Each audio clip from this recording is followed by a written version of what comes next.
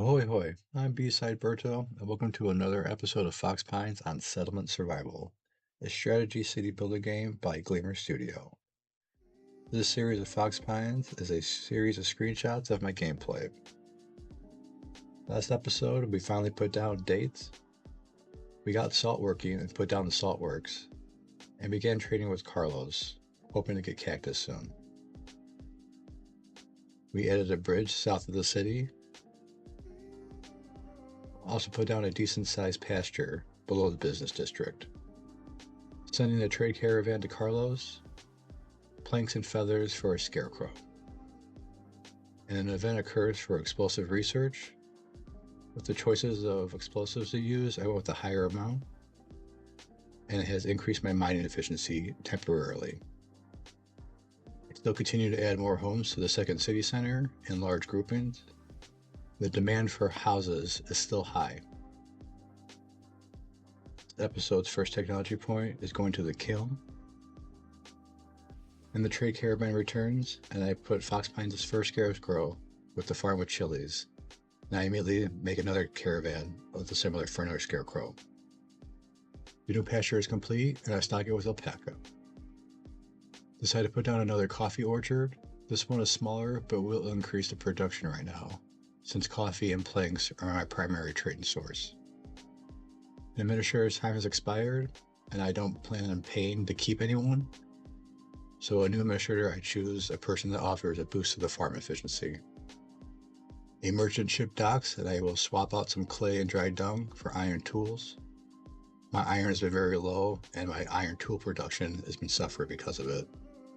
And the bridge is complete, and with 60 plus laborers at the moment, I just clear out the entire area, and with all the iron and stone, it will really help out. Earlier, we moved the forester's hut over to the island up north, so this original forester's hut I'm now demolishing, and will use this area for hopefully more pastures. The other trade caravan comes back with a second scarecrow, and I put this one on the oat farm, since we are making malt for whiskey. My kiln factory is up and running, and I set it to glass to begin with. Still adding more homes to the second city center. I've added pottery and some lamp oil for the trading, and I'm getting steel, furniture, and beer in return. The steel and furniture is set for a boarding school, which I don't have yet, but will soon. Another administrator expires, and they are replaced with another one that lessens the time in between the merchant ship arrivals. Looking ahead for what I might need for buildings and technology, I decided to change the kiln from glass to brick right now. I've added a third school, this one in the second marketplace area, and it immediately fills up with students. Clothing has become an issue, so I add gears to the textile watermill to help production of linen. A new administrator from population growth, I went with trading proficiency over a 10% pasture yield. And now our administrator spots are all filled up. Fox Pines population has hit 450 citizens. Our health and happiness have been better of late, both in the green. To help out with clothing, I added an advanced tailor in the business district, and it is making down jackets. I also added another sawmill for domestic fuel to keep up with the demand since the population has been growing so fast. An Enjoy Life event happens, and I decided to buy books this time. I send another trade caravan back to Carlos for more gears. With a new technology point, I make the decision to take a gamble and go with boarding school. The gamble I'm playing is to reach the academy technology quickly because it gives an extra 3 technology points. We will see how this all plays out in the next episode. And I'm going to pause and close out the episode here before winter hits. Here's a look around of Fox Pines as episode 8 concludes.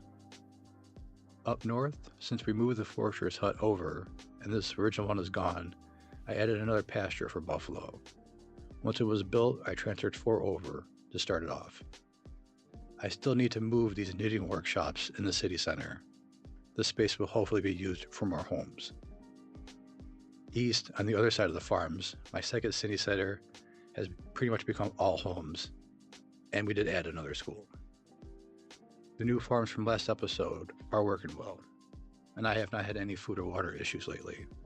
Once iron tools are in a better spot, I can use some of those iron tools and give these farms a perk for slightly more production. The industrial area is still lagging behind, but a kiln was added and is currently making bricks. This episode saw a lot go towards the business district, including an advanced tailor for down jackets, a pasture for alpaca, a boarding school was built, an additional storage yard, and a water sawmill for domestic fuel. The new Forster's hut has been on the land above the lakes up north, next to the newer Gatherer's hut. Honeywell Field gets an additional coffee orchard, and if you look by the road near the dates, I've begun adding flowers to the beehives. I plan on putting them down as little achievements for some of my in-game goals. This flower bed is for establishing the dates. I will put another flower bed once I get the cactuses up and running. And hopefully I can get that next episode by finishing off the first tier with Carlos. And once I get the cactus, I need to decide what I'm doing with my trade, whether I'm staying with Carlos or moving on to someone else. And I probably should have been showing these charts throughout the episodes of Fox Pines. But here's a population graph. I'm currently in the year 32, and this graph is showing the last 25 years of population growth. Thanks for watching.